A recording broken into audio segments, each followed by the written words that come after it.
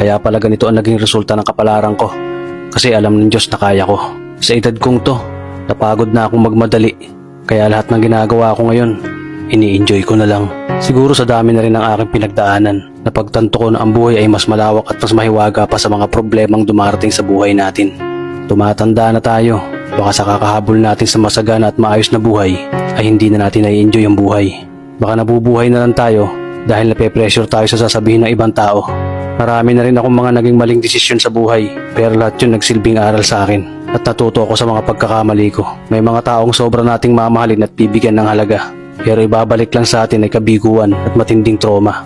Kaya wag nating lilingunin ng mga taong tulad nila dahil mas payapa kapag hindi ka na interesadong malaman pa kung ano pang balita sa kanila. At wag mong idepende ang sarili mo sa kahit kanino.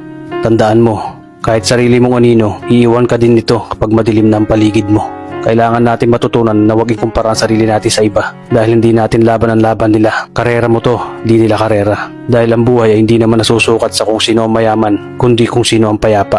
Kaya galingan mo lang palagi tol dahil napakaraming tao mapanghusga, hihilahin ka pababa. At lagi mo tong tatandaan na makakatanggap ka lang ng papuri mula sa kanila kapag patay ka na.